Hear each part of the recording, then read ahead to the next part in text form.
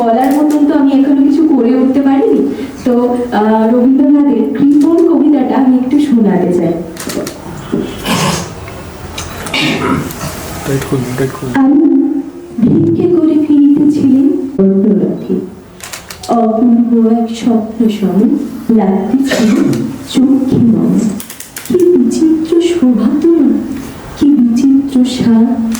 আমি মনে ভাবতেছিলেন এই কোন মহারাজ, আজ শুভক্ষণ রাত পোহালো। ভেবেছিলেন তবে আজ আমারে দাঁড়ে দাঁড়ে ফিরিতে নাই হবে। চলিতে রব ধন ধান্য ছড়াইবে দুই ধারে, মুঠা মুঠা করিয়ে নেব ভারে ভারে। সহসা রব থেকে কেন আমার কাছে এসে আমার মুখ পানি চেয়ে নামলে তোর হেসে। দেখে মুখের প্রসন্নতা জড়িয়ে গেল সকল ব্যথা। হ্যালো গালে কিসের লাগে তুমি অকস্মাৎ, আমি কিছু দাও গো বলে বাড়িয়ে দিলে হাত। মরি এই কি কথা রাজাদিরা, আমার কিছু দাও। তোমার কি অভাব আছে ভিখারি ভিক্ষুকের কাছে?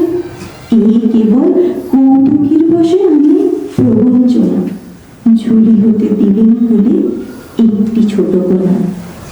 যবে ঘরে এসে পাত্রখানি উজাড় করি, একটি ছোট সোনার কণা দেখি। দিলেন যা রাজ ভিখারিরে স্বর্ণ হয়ে এলো ফিরে। তখন কাঁদি চোখের জলে দুটি নয়ন ভরে, তোমার কেবল তুমি নিলাম সকল শূন্য করে।